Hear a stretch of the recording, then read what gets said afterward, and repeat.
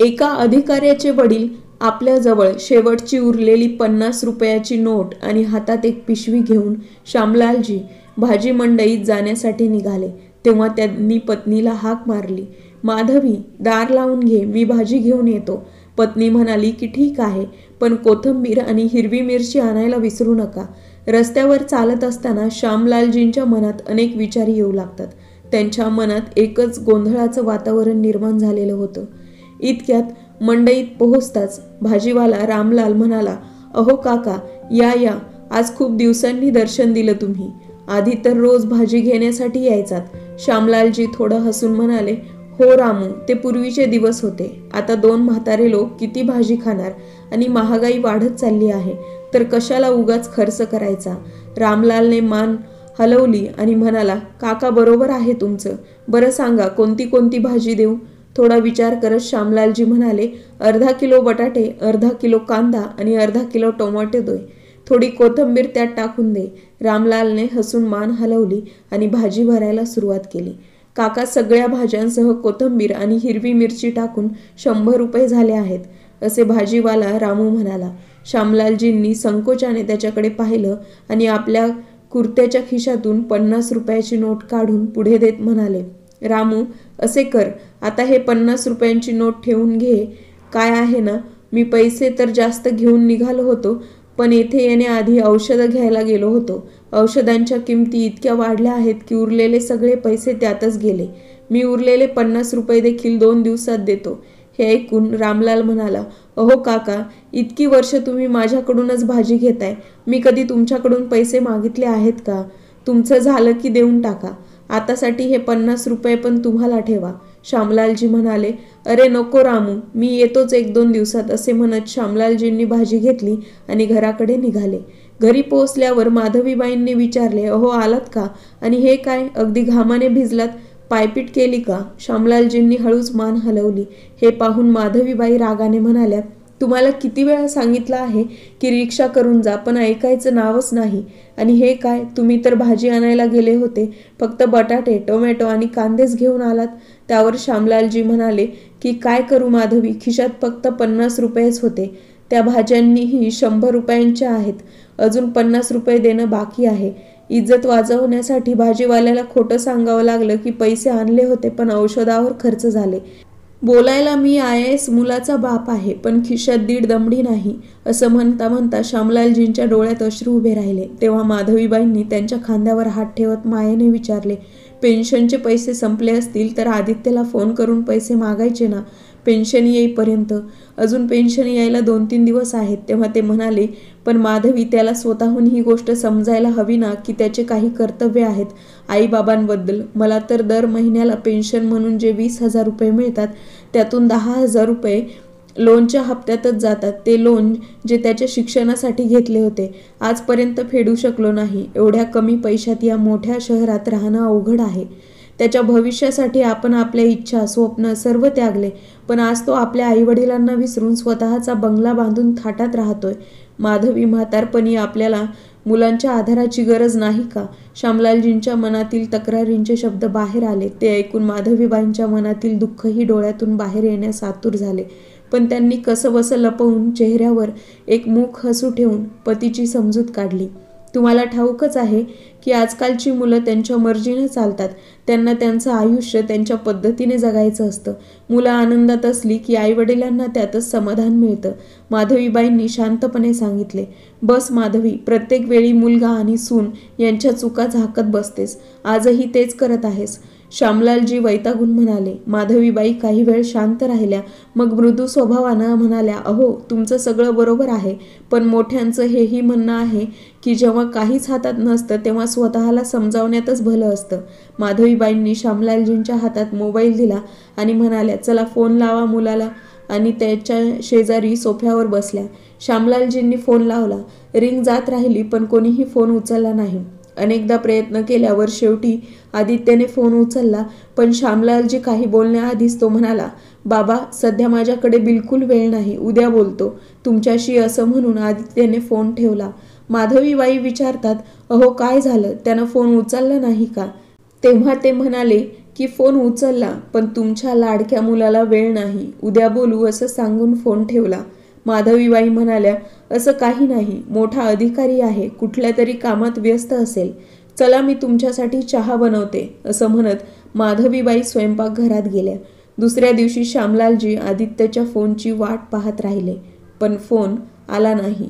श्यामलालजी उदासपणे म्हणाले, असं काय कामात बुडाला आहे की आईवडिलांना एक फोन सुद्धा करू शकत नाही. त्याच वेळी त्याचा फोन वाजला. माधवीबाई म्हणाल्या, बघा, आपला मुलगा इतका वाईट नाही जितका तुम्ही समजता. श्यामलालजी म्हणाले, अरे नाही, आदित्यचा फोन नाही, हा तर पवारांचा फोन आहे, आपले जुने शेजारी. फोन उचलला आणि दुसऱ्या बाजूने पवारांचा आवाज आला. पवारांनी विचारले की श्यामलालजी कसे आहात, तब्येत बरी आहे ना? हो हो, सगळं ठीक आहे, श्यामलालजी म्हणाले. सगळं ठीक असेल तर कालच्या पार्टीला का नाही आलात तुम्ही दोघेही? श्यामलालजी आश्चर्याने म्हणाले, पार्टी? कसली पार्टी? पवार म्हणाले, अहो कमाल आहे तुमची, काल तुमच्या मुलाच्या आणि सुनेच्या लग्नाचा वाढदिवस होता, काय धमाल पार्टी ठेवली होती त्यांनी.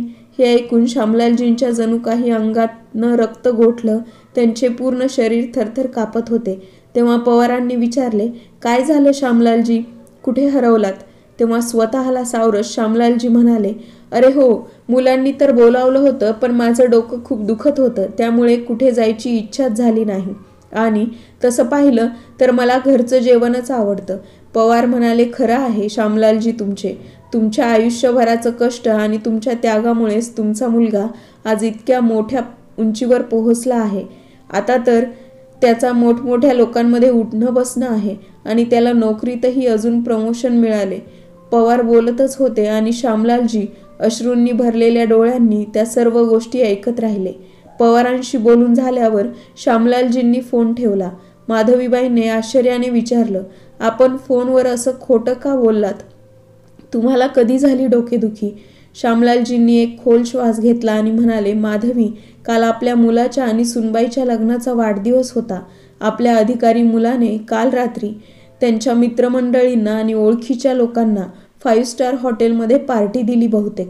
त्या पार्टीमध्ये तो इतका व्यस्त होता की आपल्याशी बोलायलाही वेळ मिळाला नाही. हे ऐकून माधवीबाई म्हणाल्या, हो खरंच की, काल 3 ऑक्टोबर होती, मुलांच्या लग्नाचा वाढदिवस होता.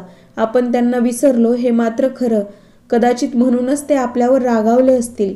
श्यामलालजी म्हणाले, अगं तू पण हद्द करतेस माधवी, आपण त्यांना शुभेच्छा दिल्या नाहीत म्हणून असं काही करणार का ते? सत्य हे आहे की त्यांच्या अधिकारी मित्र आणि मोठ्या लोकांमध्ये आपण उपस्थित राहिलो असतो तर कदाचित आपल्या मुलाचं आणि सुनेचं महत्त्व कमी झालं असतं. पवार सांगत होते की पार्टीला शहरातील मोठमोठे लोक आले होते. तेव्हा मी हे म्हणणार, आमच्याच मुलाने आपल्या आईवडिलांना पार्टीसाठी निमंत्रणही दिलं नाही असं कसं सांगणार? श्यामलालजी त्यांच्या पत्नीशी बोलत असतानाच त्यांच्या मोबाईलवर अचानक नोटिफिकेशन्स यायला लागले. बघितलं तर काय, पवारांनी रात्रीच्या पार्टीचे काही फोटो आणि व्हिडिओज पाठवले होते. ते सर्व फोटो आणि व्हिडिओ पाहून श्यामलालजी आणि माधवीबाई एकदम स्तब्ध झाले. पार्टी खरोखरच खूप भव्य आणि अप्रतिम होती.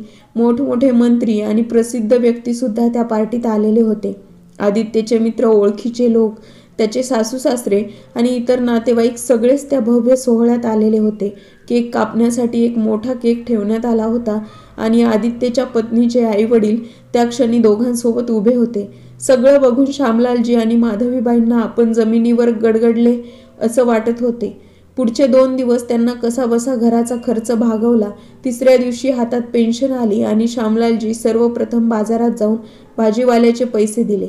पैसे देऊन परत फिरत होते तेव्हा रोजच्या सवयीप्रमाणे फळांच्या दुकानाजवळ जाताच तिथला एक दुकानदार, ज्याचं नाव सोहन होतं, त्यांना बघताच आपल्या खुर्चीवरून उठून उभा राहिला आणि त्यांच्या पायांना स्पर्श केला. श्यामलालजींनी त्याला प्रेमाने मिठी मारली. कसा आहेस बाळा? श्यामलालजींनी विचारलं. सोहम म्हणाला की ठीक आहे काका. श्यामलालजी म्हणाले, खूप दिवस झाले तुझी भेट झाली नाही तर भेटायला आलो. श्यामलालजींनी विचारलं, कामधंदा कसा चालू आहे बाळा? काका, तुमच्या आशीर्वादाने आणि देवाच्या कृपेने सगळं काही ठीक चाललं आहे, असं म्हणत सोहम फळाची पिशवी भरायला लागला. अरे नाही रे बाळा, फळांची गरज नाही, श्यामलालजींनी सांगितलं. अहो काका, खाऊन पिऊन तब्येत सांभाळा, बघा ना कसे कमकुवत दिसताय, असं म्हणत सोहमने फळांनी भरलेली पिशवी त्यांच्यासमोर ठेवली. पण सोहम बाळा, जितके पैसे आणले होते ते सगळे खर्च झाले. मला लाजवू नकोस. श्यामलालजी म्हणाले. काका, तुम्ही का लाजवता मला? तुमच्यामुळेच तर मी आज स्वतःच्या पायावर उभा आहे. मी विसरू शकत नाही तो दिवस जेव्हा कोणीही माझी मदत करायला तयार नव्हतं. 8 वर्षापूर्वी माझ्या वडिलांचं छत्र हरपलं होतं आणि आई आजारी होती. तिच्या उपचारांसाठी माझ्याकडे एक पैसाही नव्हता. चोरी करण्याच्या विचारावर आलो होतो, पण तुम्ही त्यावेळी मला मदत केली होती. माझ्या आईच्या उपचारासाठी आणि व्यवसाय सुरू करण्यासाठी काही पैसे देऊन माझं आयुष्य सावरलं होतं. तुमचे उपकार मी आयुष्यभर विसरू शकत नाही. सोहमच्या बोलण्याने श्यामलालजींचे डोळे पाणावले. थोडा वेळ सोहमसोबत बोलून श्यामलालजी घरी परतले. काही दिवस असे शांततेत गेले. एके दिवशी सकाळी फेरफटका मारून घरी परतले तेव्हा श्यामलालजी म्हणाले, अरे माधवी, काय ग, अजून झोपली आहेस का? तब्येत तर ठीक आहे ना? माधवी म्हणाली, नाही ना, काही कळत नाही, पण पुन्हा एकदा छातीत जळजळ होत आहे. अगं माधवी, किती वेळा सांगितले तुला एकदा डॉक्टरांकडे जाऊन तपासणी करून घे, पण तू नेहमीच खर्चाच्या भीतीने टाळतेस. स्वतःच्या तब्येतीकडे दुर्लक्ष करणं योग्य नाही. श्यामलालजी तिची समजूत काढत म्हणाले, आज मात्र आपण डॉक्टरांकडे जायचं. श्यामलालजींच्या आग्रहाला नकार न देता माधवी त्यांच्यासोबत जवळ राहणाऱ्या कुटुंबाच्या परिचयातल्या डॉक्टरांकडे गेल्या. डॉक्टरांनी तपासणी करून गंभीर चेहऱ्याने सांगितलं, प्रकरण थोडं गंभीर आहे. याची तपासणी आणि उपचार चांगल्या रुग्णालयात करावा लागेल. हे ऐकून श्यामलालजी थोडे काळजीत पडले. मोठ्या रुग्णालयात उपचारांचा खर्चही मोठा होणार हा विचार आणि चिंता त्यांच्या मनात दाटून आली. डॉक्टरांकडून तपासणी करून श्यामलालजी घरी परतले आणि लगेचच त्यांनी पुन्हा आपल्या मुलाला फोन लावला. हॅलो बाळा. हो बाबा, कसे आहात तुम्ही? आदित्यने विचारले. मी खूप दिवसांपासून प्रयत्न करतोय की तुम्हाला भेटण्यासाठी थोडा वेळ काढावा, पण नेहमीच काहीतरी काम येतं. अरे मी तर ठीक आहे रे, पण तुझ्या आईची तब्येत ठीक नाहीये. श्यामलालजी थोडे भरकटलेल्या आवाजात म्हणाले. काय? आईला काय झाले? आदित्यने काळजीने विचारलं. श्यामलालजी हळुवारपणे म्हणाले, काय सांगू, गेल्या काही दिवसापासून तिला बरं वाटत नाहीये. डॉक्टरांनी मोठ्या रुग्णालयात दाखवण्याचा सल्ला दिलाय आणि तुला माहीत आहे माझ्याकडे एवढे पैसे नाहीत. आदित्य म्हणाला, असे आहे का बाबा? एक काम करा, आईला डॉक्टर मल्होत्रांकडे घेऊन जा. मी त्यांच्याशी बोलतो, सर्व सोय होईल. श्यामलालजी म्हणाले, हो बाळा, ते ठीक आहे, पण त्यांच्या मनात एक वेगळीच भावना उमटली. श्यामलालजी काळजीत म्हणाले, पण त्यांनी जर चाचण्या करण्यास सांगितल्या किंवा एखाद्या मोठ्या रुग्णालयात जाण्याची आवश्यकता भासली तर पैसे तर लागणारच ना? हो बाबा, संपूर्ण शहरात कुठेही उपचार करावा लागला किंवा कोणत्याही चाचण्या कराव्या लागल्या तर फक्त मला सांगा, मी सांभाळून घेईन. आता मला थोडं काम आहे, फोन ठेवतो, असं म्हणून आदित्यने फोन ठेवला. श्यामलालजी मात्र फोनवर हॅलो हॅलो करत राहिले, पण तिकडून कॉल आधीच ठेवला होता. हताशपणे ते खुर्चीवर बसले. 3 दिवसानंतर रविवारी आदित्यने आपल्या पत्नी मुस्कानला म्हटलं, मुस्कान, पटकन तयार हो, आज आपल्याला आई वडिलांना भेटायला जायचं आहे. काय? मी नाही जाणार त्या वस्तीमध्ये. काहीतरीच बोलू नकोस. मुस्कान नाकावर चष्मा ठेवत म्हणाली. पण मुस्कान, आईची तब्येत ठीक नाहीये. 3 दिवस झालेत. वडिलांचा फोनही आला होता आणि त्यांना भेटायला जायचे आहे. शिवाय मी अजून त्यांना पैसेही पाठवले नाहीत. आदित्यने समजावून सांगितले. अरे ड्रायव्हरच्या हातून पैसे पाठवून दे ना, मला तिकडे जाण्याचा आग्रह करू नकोस. मुस्कान नाखुशीत म्हणाली. पण मुस्कान, आईच्या हालचाल विचारायला तर आपण जायलाच हवे ना. तेवढेच बरं झालं की त्यांनी पुन्हा फोन केला नाही, नाहीतर माझ्याकडे तिथे जाण्याचा वेळ तरी कुठे होता, आदित्यने निराशपणे सांगितलं. हे ऐकून मुस्कान थोडी घाबरल्यासारखी झाली आणि म्हणाली, अरे हो, 2 दिवसापूर्वी वडिलांचा फोन आला होता माझ्या फोनवर. मी तुला सांगायचंच विसरले. तू हे कसं विसरलीस? आदित्यने थोडं चिडून विचारलं. खरं तर त्यावेळी तू व्हिडिओ कॉन्फरन्समध्ये व्यस्त होतास आणि ते तुझ्याशी बोलू इच्छित होते. मुस्कानने हळू आवाजात उत्तर दिलं. मी म्हटलं की मी नंतर बोलणे करून देईन, पण आदित्य, मला नाही वाटत की काही चिंता करण्यासारखी गोष्ट असेल. आदित्यने वेळ न दवडता आपल्या वडिलांना फोन लावला, पण फोन व्यस्त होता. मी आत्ता तिथे जातो असं म्हणत आदित्य घाईघाईत बाहेर निघून गेला. काही वेळाने श्यामलालजींच्या घराबाहेर एक मोठी गाडी येऊन थांबली आणि आदित्य गाडीतून उतरून घरात आला.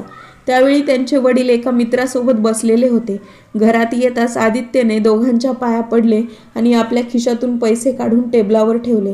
तेथेच ठेवलेल्या टेलिफोनकडे बघत तो थोडा राग व्यक्त करत तो म्हणाला, काय बाबा, मी तुम्हाला किती वेळा फोन केला पण तुमचा फोन लागतच नाही. हे बघा, तुम्ही रिसिव्हर नीट ठेवला नाही. त्यावर त्याचे वडील म्हणाले, अरे बाळा, मी सुद्धा तुला 2 दिवसापासून फोन करतो आहे. त्याचं काय? अरे बाबा, काय सांगू, किती व्यस्त होतो मी. तुमचा फोन आला तेव्हा मी मुख्यमंत्री साहेबांसोबत व्हिडिओ कॉलवर होतो, पण तुम्ही पुन्हा का नाही फोन केला? त्यावर वडील म्हणाले, अरे बाळा, एकदा नाही, कमीत कमी 10 वेळा फोन लावला होता आणि सुनेच्या मोबाईलवर सुद्धा केला. अहो बाबा, बघा, माझ्या मोबाईलवर नाही आला फोन. आदित्य म्हणाला, असं असेल की तिचा फोन बंद असेल. असू दे, ते जाऊ दे. चला बाबा, ही मिठाई खा. आता तुमच्या मुलाची प्रगती झाली आहे.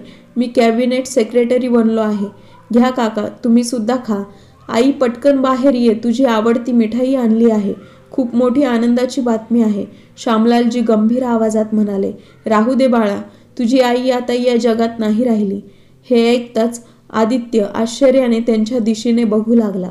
श्यामलालजी पुढे म्हणाले, फक्त तुझ्या निष्काळजीपणामुळे माझी माधवी मला कायमची सोडून गेली. त्यांच्या डोळ्यात पाणी तरळले. काय? हे काय म्हणताय तुम्ही? आदित्य चित्कारला. त्याचवेळी श्यामलालजींचे मित्र भूषणजी म्हणाले, बाळा, तुझ्या वडिलांनी डॉक्टर मल्होत्रांकडे सल्ला घेतला होता. त्यांनी चांगल्या रुग्णालयात जाण्यास सांगितले, पण मोठ्या रुग्णालयात तुझ्या आईला पैसे भरल्याशिवाय दाखलही करून घेतले नाही. तुझा हा वृद्ध बाप त्यांच्यासमोर गयावया करत होता, पण त्यांनी पैसे भरल्याशिवाय उपचार सुरू करण्यास नकार दिला. हे ऐकताच आदित्य सुन्न झाला. तो आपल्या डोक्याला धरून जमिनीवर बसला. आज त्याच्या निष्काळजीपणामुळेच त्याची आई ह्या जगातून निघून गेली होती. तो कापऱ्या स्वरात विचारू लागला, आणि आईच्या अंतिम संस्कारांचे काय? श्यामलालजी म्हणाले, अंतिम संस्कारही परवा करून झाले बाळा. हे ऐकताच रडत रडत आदित्य म्हणाला, तुम्ही मला सांगितलं का नाही? असं का केलं तुम्ही? का केलं बाबा? आदित्यने निराश स्वरात विचारले. बाळा, माझ्याजवळ येथे खूप लोक आहेत मदतीसाठी. तू आपल्या घरी जा. जर तू गरजेच्या वेळी इथं असतास तर आज माधवी आपल्या सोबत असती. आता इथून निघून जा, आणि हो, हे पैसेही घेऊन जा. आता मला यांची गरज नाही, श्यामलालजी कटुतेने म्हणाले. उदास मनाने आदित्य आपल्या घरी परत आला. असं कसं करू शकतात बाबा माझ्याशी? माझ्या आईच्या शेवटच्या दर्शनाला देखील मला येऊ दिलं नाही. आदित्यच्या या बोलण्यावर त्याची पत्नी मुस्कान म्हणाली, पण आदित्य, बाबांनी इतक्या लवकर अंतिम संस्कार का केले? मुस्कान, जर तू फोन उचलला असतास तर कदाचित हे घडलं नसतं. हे बघ, तुझ्या फोनमध्ये 10 मिस्ड कॉल आहेत. पण आदित्य, हे कॉल्स अनोळखी नंबरवरून आले आहेत. मला कसं कळणार की ते तुझ्या बाबांचे कॉल आहेत? 2 दिवसांनी आदित्यला त्यांच्या सासऱ्यांचा फोन आला. मुस्कानने फोन उचलला तर ते म्हणाले, बेटा, पटकन टीव्ही चालू कर. पण काय झालं आहे? मुस्कानने विचारले. जास्त प्रश्न विचारू नकोस मुस्कान, ताबडतोब न्यूज चॅनल लाव. मुस्कानने घाईघाईने टीव्ही चालू केला. समोर बातमी दिसत होती. अदालतने आज एक ऐतिहासिक निर्णय घेतला आहे. एका वृद्ध महिलेचा मृत्यू हृदयविकाराच्या झटक्याने झाल्यानंतर तिच्या नवऱ्याने आपल्या मुलावरच तिच्या मृत्यूचा आरोप लावला आहे, आणि न्यायालयाने पोलिसांना FIR दाखल करण्याचा आदेश दिला आहे. आणि जेव्हा तुम्हाला हे कळेल की ज्यांच्यावर हत्येचा आरोप लावला आहे तो दुसरा कोणी नसून कॅबिनेट सेक्रेटरी आदित्य कुमार आहे. आदित्य आणि मुस्कानला धक्का बसला. त्यानंतर टीव्ही स्क्रीनवर श्यामलालजी दिसू लागले. तेव्हा एक पत्रकार मॅडमनी विचारले, सर, जर तुमच्या पत्नी माधवी यांचा मृत्यू हार्ट अटॅकने झाला तर तुम्ही आपल्या मुलावर हत्येचा आरोप कसा काय करू शकता? श्यामलालजी म्हणाले, बघा मॅडम, ही एक प्रकारे हत्याच आहे. माझ्या मुलाच्या निष्काळजीपणामुळेच माझ्या पत्नीचा मृत्यू झाला आहे. जर माझ्या पत्नीला योग्य वेळी उपचार मिळाले असते तर ती आज जिवंत असती. माझं म्हणणं आहे की आज अनेक वृद्ध लोकांना अशा समस्यांमधून जावं लागत आहे, आणि मी कोर्टाचा आभारी आहे की त्यांनी मला या समस्यांना सामोरे आणण्याची संधी दिली. मला पूर्ण विश्वास आहे की मला न्यायालयातून नक्की न्याय मिळेल. हे बघताच मुस्कानच्या पायाखालची जमीन सरकली, आणि आदित्यला तर असं वाटलं की त्याच्या अंगातून रक्तही शोषून घेतलं आहे. काही वेळानंतर श्यामलालजी जेव्हा घरी परतले तेव्हा त्यांच्याकडे आदित्यचा फोन आला. हॅलो बाबा, तुम्ही आपल्या मुलासोबत असं कसं करू शकता? आदित्य संतापाने म्हणाला. श्यामलालजी शांतपणे म्हणाले, बाळा, आता फक्त कोर्टातच बोलणं होईल. असं म्हणत त्यांनी फोन ठेवून दिला. नंतर श्यामलालजी आपल्या आराम खुर्चीवर बसले. डोळे मिटताच त्यांच्या अश्रूंनी त्यांचे सुरकुतलेले गाल ओले झाले. हळूहळू IAS अधिकाऱ्यावर खटल्याची बातमी संपूर्ण शहरात आगीसारखी पसरली आणि याच कारणामुळे आदित्यला नोकरीवरून काढून टाकण्यात आलं. केस कोर्टात गेल्यावर श्यामलालजींनी स्वतःच केस लढण्याचा निर्णय घेतला. तरीही मदतीसाठी एक वकील नेमला होता. कार्यवाही सुरू झाली. सर्वप्रथम श्यामलालजींनी आपल्या फॅमिली डॉक्टरांना बोलावलं आणि विचारलं, ज्या दिवशी मी माझ्या पत्नीला तुमच्याकडे तपासणीसाठी घेऊन आलो होतो त्या दिवशी काय काय घडलं होतं, कृपया सर्वांना सांगा. डॉक्टर म्हणाले, त्या दिवशी जेव्हा मी माधवीजींच्या तपासण्या केल्या तेव्हा श्यामलालजींना सांगितलं होतं की त्यांना माइल्ड हार्ट अटॅक आला आहे आणि त्यांना एका चांगल्या रुग्णालयात दाखवण्याचा सल्ला दिला होता. पण श्यामलालजींकडे फी भरायला देखील पैसे नव्हते, त्यामुळे मी त्यांच्याकडून फी घेतली नाही. यावर श्यामलालजी म्हणाले, जज साहेब, आता तुम्हीच सांगा, जर माझ्याकडे डॉक्टरांची फी भरायलाही पैसे नव्हते तर मी माझ्या पत्नीचा उपचार चांगल्या रुग्णालयात कसा करणार. यानंतर श्यामलालजींनी त्या रुग्णालयाच्या डॉक्टरांना बोलावलं जिथे ते आपल्या पत्नीला उपचारासाठी घेऊन गेले होते. श्यामलालजींनी जज साहेबांना सांगितलं, हे त्याच रुग्णालयातील डॉक्टर आहे जिथे मी माझ्या पत्नीला घेऊन गेलो होतो. नंतर त्या रुग्णालयाच्या डॉक्टरांनी कोर्टात साक्ष दिली की जेव्हा श्यामलालजी आपल्या पत्नीला घेऊन आले होते तेव्हा त्यांच्याकडे उपचारासाठी पैसे नव्हते, त्यामुळे रुग्णालयाच्या नियमानुसार आम्ही उपचार करण्यास नकार दिला होता. डॉक्टर पुढे म्हणाले, श्यामलालजींनी मला सांगितलं होतं की त्यांचा मुलगा एक IAS अधिकारी आहे. मी त्यांना हेही सांगितलं होतं की दुसऱ्या दिवशी येऊन सगळी फी भरेल, पण रुग्णालयाच्या व्यवस्थापकांनी त्यांना त्यांच्या मुलाशी बोलून पैसे मिळवण्यास सांगितले. ते बराच वेळ फोन लावत राहिले पण आदित्यशी संपर्क होऊ शकला नाही. यानंतर श्यामलालजी म्हणाले, जज साहेब, त्या रात्री मी आदित्यला सतत फोन करत होतो पण त्याने एकदाही फोन उचलला नाही. शेवटी मी माझ्या सुनेला मुस्कानला फोन लावला. तिला सांगणारच होतो की परिस्थिती किती गंभीर आहे, पण तिने ऐकण्याआधीच फोन ठेवला. जज साहेब, पैसे नसल्यामुळे कोणताही डॉक्टर माझ्या पत्नीचा उपचार करण्यास तयार नव्हता. त्यानंतर मी पत्नीला सरकारी रुग्णालयात घेऊन जात होतो पण त्या वेळेपर्यंत तिची तब्येत खूपच गंभीर झाली आणि तिने वाटेतच प्राण सोडले. हे ऐकल्यावर आदित्यच्या वकिलाने आपली दलील दिली. तो म्हणाला, श्यामलालजी, तुम्हाला त्याच रुग्णालयात थांबून आदित्यला पुन्हा फोन करत राहायला हवं होतं. काही वेळानंतर त्याने नक्कीच फोन उचलला असता. तुमच्या घाईमुळेच तुमच्या पत्नीचा मृत्यू झाला आहे. श्यामलालजी संतापून म्हणाले, अगदी चुकीचं आहे जज साहेब. तुम्ही डॉक्टरला विचारू शकता की मी किती वेळा तेथे थांबलो, किती वेळा माझ्या मुलाला फोन केला. जेव्हा कुठूनच मदत मिळाली नाही तेव्हा मी शेवटी माझ्या पत्नीला सरकारी रुग्णालयात घेऊन जाण्याचा निर्णय घेतला होता. मला वाटले की असे केल्याने तिचा जीव वाचेल, पण नाही, तसे झाले नाही. पण मी जर तेथेच थांबलो असतो तर फक्त एवढंच झालं असतं की माझी पत्नी रस्त्यावर नव्हे तर रुग्णालयातच मरण पावली असती. श्यामलालजी म्हणाले. हे ऐकल्यानंतर जज साहेबांनी पुढील सुनावणीची तारीख निश्चित केली.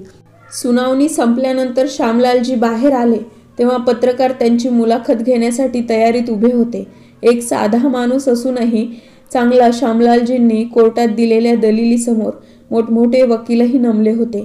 पुढच्या तारखेला जज साहेबांनी विचारलं, श्यामलालजी, तुम्हाला या केसद्वारे नक्की काय हवं आहे. श्यामलालजी म्हणाले की जज साहेब, मला 1.5 कोटी रुपयांची रक्कम हवी आहे. हे ऐकून जज साहेब म्हणाले, पण इतके पैसे का. श्यामलालजी म्हणाले, कारण आजपर्यंत मी माझ्या मुलावर जेवढे पैसे खर्च केले आहेत त्याची एकूण रक्कम 1.5 कोटी रुपये होते. तेवढ्यात आदित्यचा वकील म्हणाला, मिस्टर श्याम, तुम्ही वेडे झाले आहात का. तुम्हाला माहीत आहे का की तुम्ही किती मोठी रक्कम मागत आहात. श्यामलालजी शांतपणे म्हणाले की जेव्हा आदित्य 5 वर्षांचा होता तेव्हा आम्हाला कळलं की त्याला हृदयाशी संबंधित गंभीर आजार आहे. त्याचे उपचार फक्त ऑपरेशनद्वारे शक्य होते, ज्यासाठी लाखो रुपये खर्च येणार होता. माझ्याकडे इतके पैसे नव्हते, त्यामुळे आम्ही आमच्या गावातली शेतीची जमीन विकली होती. जर आज ती जमीन माझ्याकडे असती तर तिच्या विक्रीतून मला लाखो नव्हे तर कोट्यवधी रुपये मिळाले असते. त्यामुळे मला माझ्या मुलाकडून त्या जमिनीची आजच्या किमतीतील रक्कम हवी आहे. तसेच मी माझ्या मुलाच्या शिक्षणासाठी केलेला खर्च देखील मला परत हवा आहे. आदित्यला IAS बनायचे होते, परंतु त्यासाठी त्याला उत्तम कोचिंगची गरज होती. त्याची फी इतकी महाग होती की ती मला परवडू शकत नव्हती, म्हणून त्याच्या शिक्षणासाठी मला लाखो रुपयांचे कर्ज घ्यावे लागले. त्या कर्जाच्या हप्त्याची परतफेड मी आजपर्यंत करत आहे. साहेब, माझ्याकडे एवढी क्षमता नव्हती, पण मी माझ्या मर्यादा ओलांडून रात्रंदिवस श्रम करून मी माझ्या मुलाला मोठं केलं आणि आज जेव्हा तो एक IAS अधिकारी बनला तेव्हा आपल्या जुन्या घरात सोडून तो आपल्या पत्नीसोबत आलिशान बंगल्यात राहायला गेला. त्यानंतर तो आपल्या सर्व जबाबदाऱ्या विसरला. आपल्या एकुलत्या एक मुलाला भेटण्यासाठी आस लावून बसलो होतो. हे सांगताना श्यामलालजींच्या डोळ्यातून पाणी आलं. या सर्व गोष्टींमुळे ती चिंतेत राहू लागली होती आणि कदाचित याच कारणामुळे तिला हृदयविकाराचा झटका आला असेल. श्यामलालजी भरल्या आवाजात म्हणाले की जज साहेब, मुलं मोठी झाल्यावर आपल्या आयुष्यात इतकी व्यस्त होतात की ते स्वतःच्या आईवडिलांनाच विसरून जातात. ज्यांनी दिवस रात्र एक करून आपल्या मुलांना लहानाचं मोठं केलं त्याच आईवडिलांच्या थकलेल्या आणि धुसर डोळ्यांना मुलांचं एकदा दर्शन करण्याची आस लागून राहते. असो, ज्यांच्यावर मी माझ्या श्रमाची कमाई खर्च केली, जर त्यालाच माझी कदर नसेल तर त्याने हे सगळे पैसे मला परत करावेत. श्यामलालजींची ही दलील ऐकून कोर्टातील सर्वांच्या डोळ्यातून पाणी आलं. सुनावणी संपल्यानंतर आदित्य आणि मुस्कान थकून घरी परतले तेव्हा मुस्कानचे वडील तेथे आले होते. मुस्कान चहा बनवायला स्वयंपाकघरात गेली तेवढ्यात आदित्य म्हणाला, मुस्कान, खरं खरं सांग, तुला माहीत होतं ना की त्या अनोळखी नंबरवरून बाबाच फोन करत होते? हो, मला माहीत होतं आणि मला माहीत होतं की जर मी फोन उचलला तर बाबा पुन्हा त्यांच्या समस्यांचं दुखणं सांगायला सुरुवात करतील. म्हणूनच मी फोन उचलला नाही.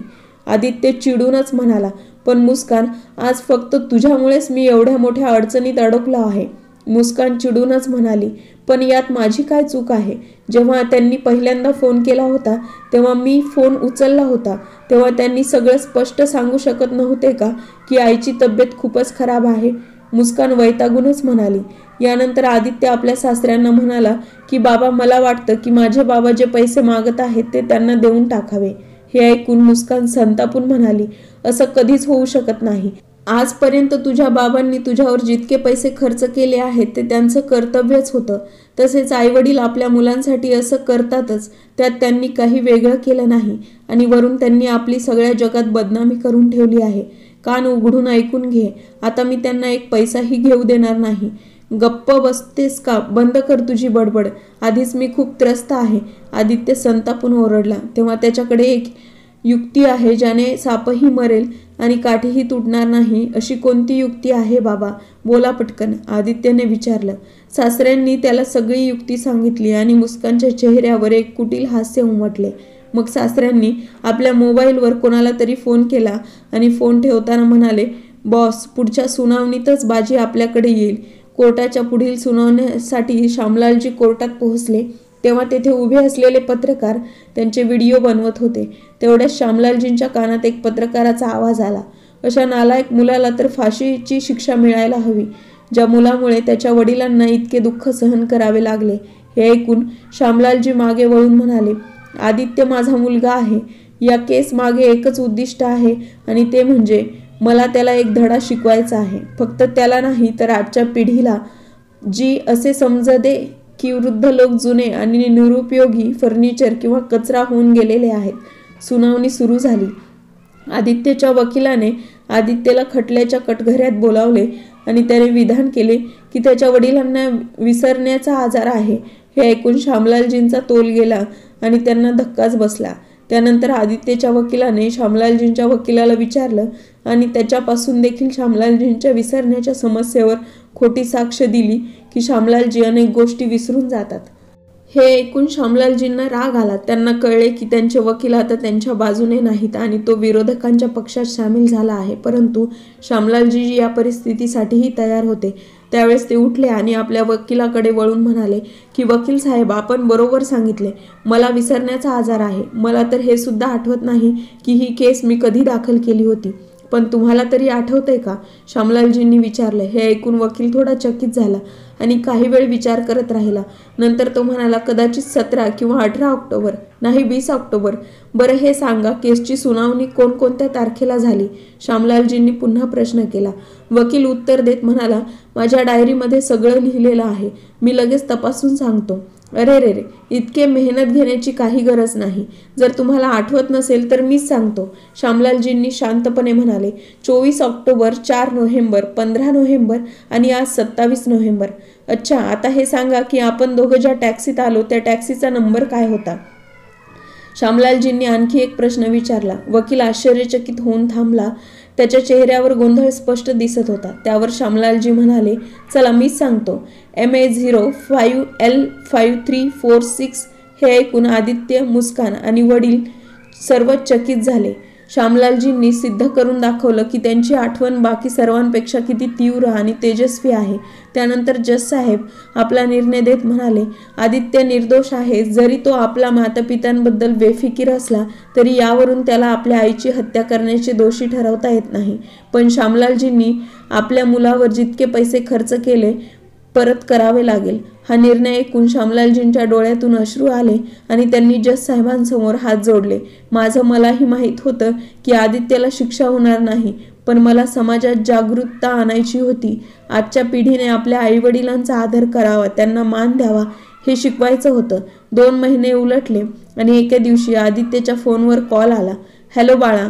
आदित्य, जन्मदिवसाच्या शुभेच्छा. हे ऐकून आदित्य चकित झाला. हा आवाज कोणाचा होता?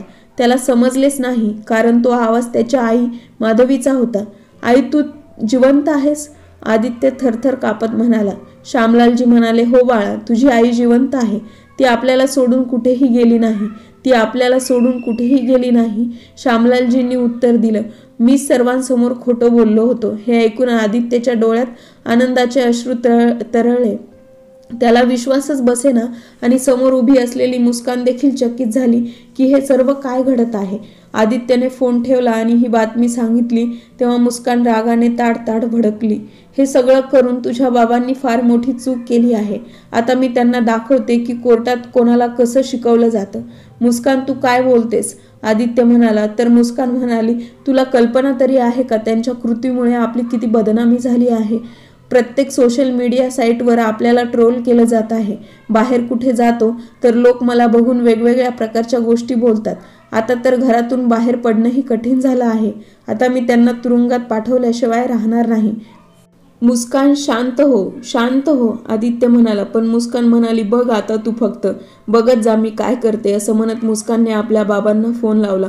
पुढच्या दिवशी सकाळीच पोलिसांनी श्यामलालजींना अटक करून नेले आणि केस पुन्हा उघडली. जेव्हा पोलिसांनी श्यामलालजींना सुनावणीसाठी कोर्टात नेलं तेव्हा पत्रकारांनी प्रश्न विचारला, बाबा तुम्ही असं का केलं? सगळ्यांना तुमच्यावर किती विश्वास होता. श्यामलालजी हसत हसत म्हणाले, मी काहीही चुकीचं केलं नाही. सुनावणी दरम्यान श्यामलालजींकडून संपूर्ण घटनेची सत्यता विचारली गेली तेव्हा ते म्हणाले, माझ्या पत्नीला एका रुग्णालयाने उपचार देण्यास नकार दिला तेव्हा मी तिला रिक्षामधून दुसऱ्या रुग्णालयात घेऊन चाललो होतो. माधवी पूर्णपणे बेशुद्ध होती आणि रस्त्यात मी सोहनला फोन केला. हा तोच सोहम आहे ज्याची मी काही वर्षापूर्वी थोडी मदत केली होती. तो लगेचच माझ्या मदतीसाठी तेथे आला. पण माझा स्वतःचा मुलगा जो माझ्या रक्ताचा होता त्याला माझ्या अडचणींशी काही घेणं देणं नव्हतं. सोहमने ताबडतोब रुग्णालयात पैसे जमा केले आणि माधवीचा उपचार सुरू झाला. दुसऱ्या दिवशी तिला रुग्णालयातून सोडले तेव्हा मी तिला सोहम सोबत त्याच्या घरी पाठवलं. पण आदित्यवर मी अजूनही रागावलेलो होतो, कारण त्याच्या दुर्लक्षामुळेच त्याच्या आईचा जीवही जाऊ शकला असता. त्याला धडा शिकवण्यासाठीच मी एक खोटं मृत्यूपत्र बनवून त्याच्या विरोधात केस फाईल केली. ही सगळी गोष्ट ऐकून मुस्कान रागाने चवताळली आणि म्हणाली, पहा जज साहेब, सगळं स्पष्ट झालं आहे. हे लोक आपल्या स्वतःच्या मुलगा आणि सुनेबद्दल इतके द्वेषभावना ठेवतात की त्यांनी शहरात त्यांची प्रतिष्ठा मलिन करून टाकली आहे. आपणास विनंती आहे जज साहेब की यांना कठोरातली कठोर शिक्षा द्यावी आणि खोटं बोलून त्यांनी जे पैसे घेतले आहेत त्याचा हिशोब लावावा. मुस्कान म्हणाली, आम्हालाही त्या पैशांसह व्याजही परत मिळायला हवं. कोर्टात बसलेल्या माधवीजी या सगळ्या गोष्टी ऐकून आता शांत राहू शकल्या नाही आणि कटघऱ्यात येऊन बोलू लागल्या. आमचा मुलगा आदित्य आमच्या लग्नाच्या 5 वर्षांनी जन्माला आला. त्याला मिळवण्यासाठी मी किती उपवास ठेवले, किती पूजा केली. त्यानंतर देवाने आमचं ऐकलं आणि त्या मुलाला, ज्याला आम्ही इतक्या प्रार्थनेनं मिळवलं, इतक्या प्रेमाने वाढवलं, स्वतःच्या पायावर उभा केलं, त्याच्यावर आम्ही कसं काय द्वेष करणार? आमचा मुलगा अधिकारी झाला, आम्हाला सोडून वेगळा राहू लागला. पण तरीही आमचं प्रेम त्याच्यासाठी कमी झालं नाही। हे ऐकून आदित्यच्या डोळ्यात अश्रू दाटून आले। माधवीजी पुढे म्हणाले, आणि जेव्हा सुनबाईचा प्रश्न येतो तर आदित्य तरी 6 महिन्यातून एकदा आम्हाला भेटायला यायचा, पण सुनबाई मात्र कधीच आली नाही। बेसनाचे लाडू, देशी तुपाच्या बरण्या, नारळाची बर्फी हे सगळं सुनबाईला खूप आवडतं। मी तिच्यासाठी सगळं बनवून पाठवायचे।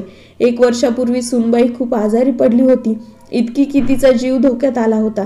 तेव्हा तिच्या सासऱ्यांनी अनवाणी पायाने त्र्यंबकेश्वर मंदिरात जाऊन तिच्या आरोग्यासाठी प्रार्थना केली होती, आणि आज ती म्हणते की आम्ही तिचा द्वेष करत आहोत। मुस्कान, सुनबाई, ज्या पैशांची तू तुझ्या सासऱ्यांकडे मागणी करत आहेस त्यातला 1 पैसा सुद्धा त्यांच्या नावावर नाही। इतकंच काय, त्यांनी आपलं चाळीतलं घर सुद्धा विकलं आहे। हे ऐकून मुस्कानचा वकील म्हणाला, इतके पैसे तुम्ही खर्च केले असतील असं होऊ शकत नाही। यावर माधवीजी म्हणाल्या, पण हेच खरं आहे। माझ्या पतीने ते पैशातून एक मोठे वृद्धाश्रम उभारला आहे, जिथे मुलांनी नाकारलेल्या वृद्धांसाठी सर्व सुविधा उपलब्ध आहेत, जेणेकरून त्या लोकांना त्यांच्या आयुष्याच्या संध्याकाळी आनंदात राहता येईल। त्यांना माहीत होतं की त्यांनी अपराध केला आहे आणि एक दिवस सगळ्या जगासमोर सत्य येईल, पण त्यांना लाखो वृद्धांच्या वेदना, त्यांचं दुःख लोकांसमोर आणायचं होतं, आणि आपल्या या उद्दिष्टात ते यशस्वी झाले आहेत। हे सगळं ऐकून कोर्टात बसलेले सर्वजण टाळ्या वाजवू लागले, आणि कदाचित मुस्कानच्या कठोर हृदयातही काही भावना जागृत झाल्या। ती उभी राहून म्हणाली की जज साहेब, माझी केस मागे घेते, आणि कोर्टातून बाहेर निघून गेली। त्याच वेळेस जज साहेब म्हणाले, केस तर मागे घेतली आहे, पण श्यामलालजींनी जे केले ते कोर्ट माफ करू शकत नाही, म्हणून त्यांना 3 महिन्यांची शिक्षा सुनावली जात आहे। श्यामलालजींनी आनंदाने ही शिक्षा स्वीकारली, आणि 3 महिन्यांनी जेव्हा ते तुरुंगातून बाहेर आले तेव्हा थेट त्यांच्या वृद्धाश्रमात गेले। त्यांचा मुलगा आणि सून त्यांच्याकडे आले, त्यांची माफी मागितली, तसेच जुन्या गोष्टी विसरून त्यांना सोबत येण्याची विनंती केली। जरी श्यामलालजींनी त्यांना माफ केलं तरी त्यांनी आपल्या वृद्धाश्रमातच राहण्याचा निर्णय घेतला, पण आता त्यांना त्यांच्यासोबत जायचं नव्हतं। त्यांनी ठरवलं होतं की उरलेलं आयुष्य ते वृद्धाश्रमातच घालवतील। काही दिवसानंतर कोर्टातील जज साहेब श्यामलालजींच्या वृद्धाश्रमाला भेट देण्यासाठी आले, ज्यांनी श्यामलालजींची केस ऐकली होती। वृद्धाश्रमाचं वातावरण पाहून जज साहेब खूप प्रभावित झाले। आजारी वृद्धांसाठी तेथे डॉक्टर आणि नर्सेसची सोय सुद्धा होती, आणि सर्व कर्मचारी त्यांची काळजी घेत होते। संपूर्ण वातावरण अगदी कुटुंबासारखं वाटत होतं। जेव्हा श्यामलालजींनी जज साहेबांना पाहिलं तेव्हा ते थक्क झाले। जज साहेब म्हणाले की श्यामलालजी, मी इथे तुम्हाला धन्यवाद देण्यासाठी आले आहोत। माझा मुलगा जो बँगलोरमध्ये नोकरी करतो तो महिन्यातून 1-2दा फोन करायचा, पण तुमची केस ऐकल्यापासून तो मला दिवसातून 2दा फोन करतो, आणि हप्त्यातून एकदा त्याची पत्नी आणि मुलासह भेटायलाही येतो। यासाठी मी तुमचा आभारी आहे। हे म्हणत जज साहेबांनी श्यामलालजींना प्रेमाने आलिंगन दिलं। त्या क्षणी श्यामलालजींच्या चेहऱ्यावर एक सुंदर हास्य होतं, आणि त्यांच्या डोळ्यात आनंद अश्रू तरळत होते। आजची ही कथा कशी वाटली हे नक्की सांगा। कथा आवडली असेल तर चॅनलला लाईक, शेअर आणि सबस्क्राईब करायला विसरू नका। भेटूया नवीन एका व्हिडिओमध्ये, नवीन एका कथेसह।